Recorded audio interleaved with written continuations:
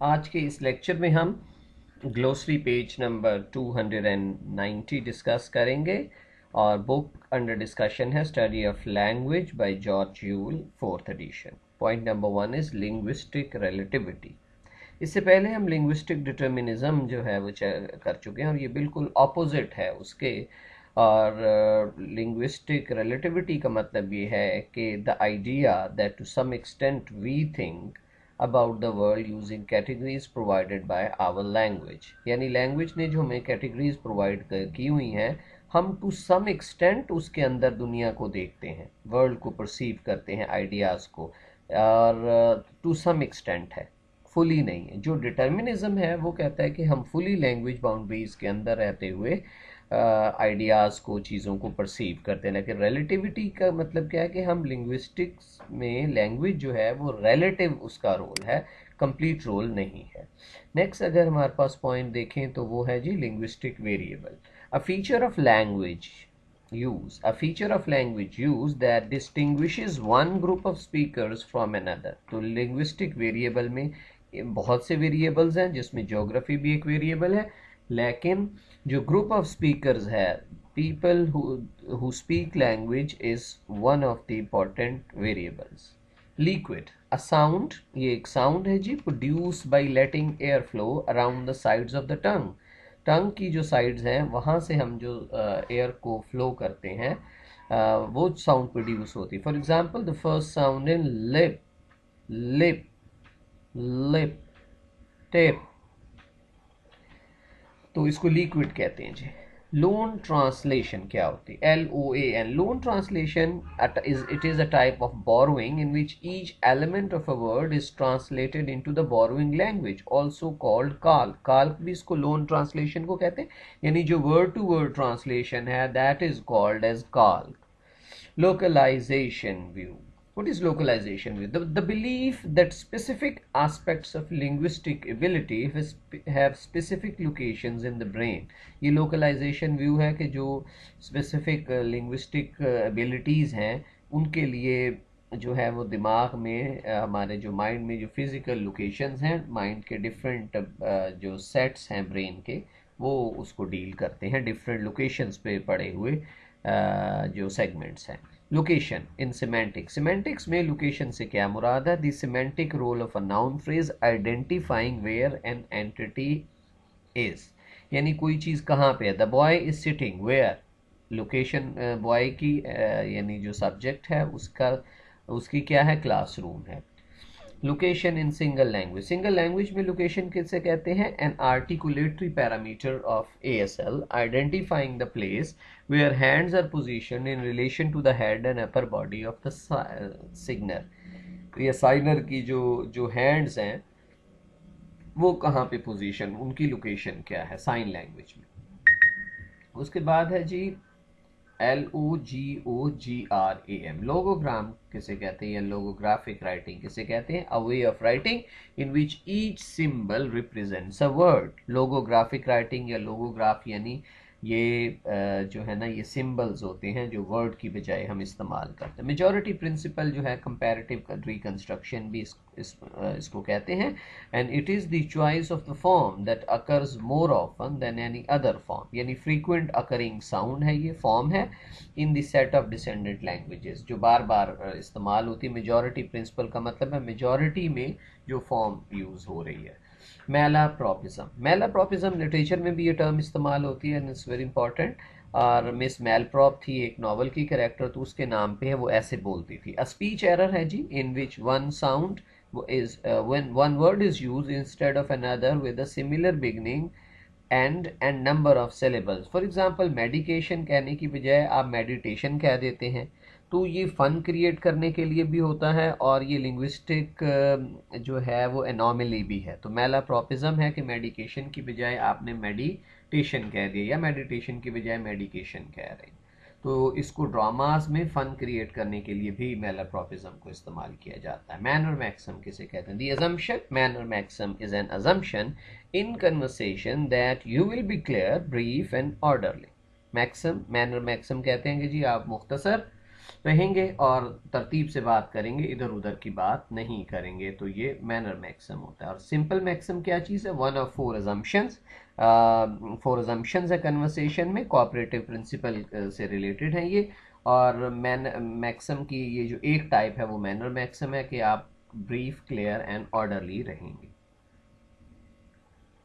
Next है जी हमारे पास जो वर्ड, वो मेटाथीसिस है। मेटाथीसिस कहते हैं a sound change, it is a sound change involving reversal in position of two sound. दो साउंड्स हैं उनको हम रिवर्स कर देते हैं, जिस तरह hros and horse. Hros and horse में जो टू साउंड, एक साउंड है उसकी उसमें चेंज आ रही है उसकी पोजीशन में, ठीक है। एक साउंड में ये दो साउंड्स में जो चेंज आ रही है हेरोस एंड हॉर्स में, तो मेटाथीसिस कहते हैं। Metonymy, metonymy figure of speech भी है। तो फिगर ऑफ स्पीच में हम मेटानमी कहते हैं कि अगर हम बेंच, वैसे तो बैठने वाले बेंच को कहते हैं, लेकिन बेंच ऑफ जजेस जो होता है उसको भी बेंच कहा जाता है। The bench is not sitting today, the bench has decided the case, single bench, double bench होता है मेटानमी फिगर ऑफ स्पीच में।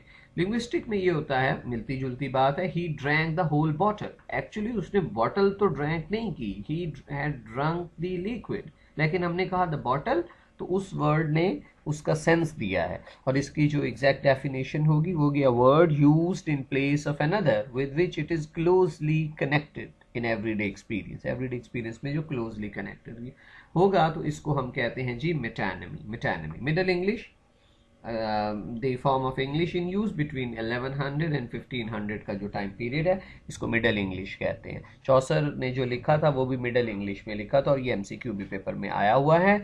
और मिडल इंग्लिश से पहले ओल्ड इंग्लिश थी, आपको पता है। 1100 से पहले 1066 कह लें या 1100 कह लें। लिटरेचर में जो टाइमलाइन में डेट्स होती हैं दे आर टेंटेटिव, तो वो ओल्ड इंग्लिश थी। और ओल्ड इंग्लिश या ओल्ड पोइट्री में एक एडिशनल बात जहन में रख लें कि एलिट्रेटिव थी, वो राइम उसमें हम नहीं ज़्यादा यूज़ नहीं होती ओल्ड में। ओल्ड इंग्लिश में वो एलिट्रेशन ज़्यादा यूज़ करते थे, एलिट्रेशन।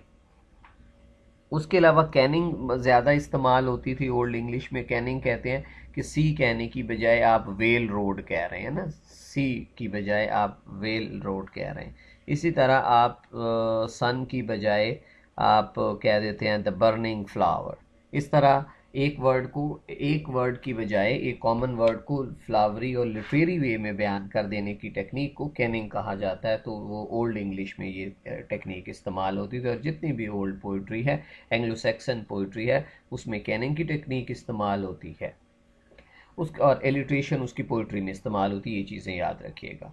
और ओल्ड इंग्लिश से चले एक और बात जहन में आ गई है कि ओल्ड इंग्लिश में जो ज़्यादातर पोइट्री थी वो ओरल थी। बहुत कम रेमिनेंट्स हमें मिलते हैं जो रिटन फॉर्म में है, जिसमें बेवुल्फ हमें कुछ किसी हद तक मिल रही है जो रिटन फॉर्म में आई है। और ऑल्दो कि उसका जो राइटर है वो एनोनिमस है। देन नेक्स्ट टर्म है जी मिनिमल पेयर। मिनिमल पेयर किसे कहते हैं जी? फॉर एग्जाम्पल इस तरह ये वर्ड्स है ना, बैड, मैड, सैड, यानी जिनकी साउंड सेम है, सिलेबल सेम है, सिर्फ एक आध वर्ड का फर्क पड़ रहा है, सी का, बी का, एम का, तो ये मिनिमल पेयर्स होते हैं। दो वर्ड्स भी हो सकते हैं, 2 से 3, 4, 5 भी हो सकते हैं। तो इसकी एग्जैक्ट डेफिनेशन देखिएगा, 2 और more words that are identical in form. Identical form में होंगे, आइडेंटिकल वर्ड्स आप कह लें सिंपल इस सेंस में। For a contrast in one phoneme, एक फोनीम में इसमें कंट्रास्ट आ जाएगा जी। उसके बाद मॉडर्न इंग्लिश है जी, the form of English in use in 1700 onward से जो हम इंग्लिश इस्तेमाल कर रहे हैं, that is modern English. Monolingual या मोनोलिंगुअलिज्म, हैविंग और being able to use only one language. Mono का मतलब होता है वन और बाय का मतलब होता है two. Bilingual means the one, अगर किसी की कैपेसिटी है 2 लैंग्वेजेस बोलने की तो वो बायलिंगुअल है। Mono means one, the person who can only speak one language. तो ये मोनो और बाय जो हैं ये कंट्रास्ट में टर्म्स इस्तेमाल होती है। Morph, morph an actual form used as part of a word. An actual form, morph कहते हैं जी an actual form used as part of a word representing one version of a morpheme. यानी morph या morpheme almost एक ही चीज़ है और ये वर्ड का एक डिवाइडेबल हिस्सा होता है जो लीस्ट डिवाइडेबल होता है या लास्ट डिवाइडेबल कहते हैं। और मॉर्फीम की डेफिनेशन में ये क्लियर हो जाएगा। A minimal unit of meaning, unit of meaning का मीनिंग होता है जी स्मॉल, बल्कि इसको यूँ कहना चाहिए स्मॉलेस्ट यूनिट ऑफ मीनिंग और ग्रामेटिकल फंक्शन। यानी किसी भी वर्ड का जो स्मॉलेस्ट पार्ट है which cannot be further divided is morpheme, और इसकी स्टडी को मॉर्फोलॉजी कहा जाता है, और मॉर्फ भी इसी को यानी smallest part of a word हो सकता है। और morphology the analysis of the structures of words, यानी मॉर्फीम की स्टडी को या स्ट्रक्चर ऑफ वर्ड्स को जो डिस्कस करती है चीज़, उसको कहते हैं मॉर्फोलॉजी। उसके बाद है जी most natural development principle. Most natural development principle क्या होता है? ये कंपैरेटिव रिकंस्ट्रक्शन भी इसको कहते हैं।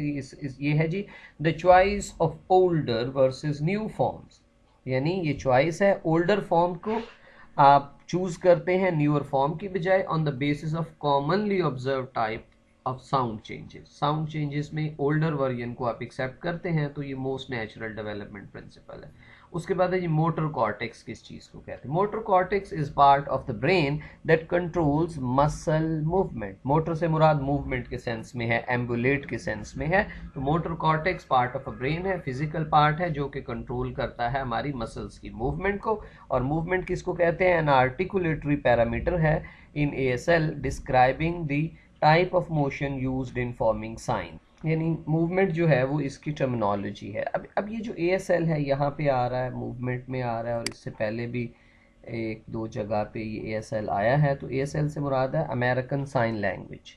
ये जो डेफ कम्युनिटी यूज़ करती है साइन लैंग्वेज, उसको ASL कहते हैं, तो इसमें ये इस्तेमाल होता है। मूवमेंट रूल्स, ये मूवमेंट है ASL से, और ये भी ASL से रिलेटेड है जी। Rules that are used to move constituents in structure drive from phrase structure rule derived from. अच्छा, ये मूवमेंट रूल्स हैं, मूवमेंट के जो रूल्स हैं, जो सेंटेंस के सेगमेंट्स हैं, कॉन्स्टिट्यूएंट्स हैं वर्ड्स के, उनको मूव करने को मूवमेंट के कुछ रूल्स हैं ASL में, तो उनको मूवमेंट रूल्स कहा जाता है। देन फ्रेज स्ट्रक्चर रूल्स हैं जी, दे हैव अ स्पेशल री right arrow. Phrase structure rules के साथ ऐसे री राइट एरो होता है, जब किसी के साथ ये ऐसे डबल लाइंस और एरो दे दिया जाता है करेक्शन में, तो इसका मतलब होता है this needs to be changed, rephrased, changed और रीफ्रेज होगा। तो this was page number 290 of the glossary page, study of language, 4th edition by George Yule।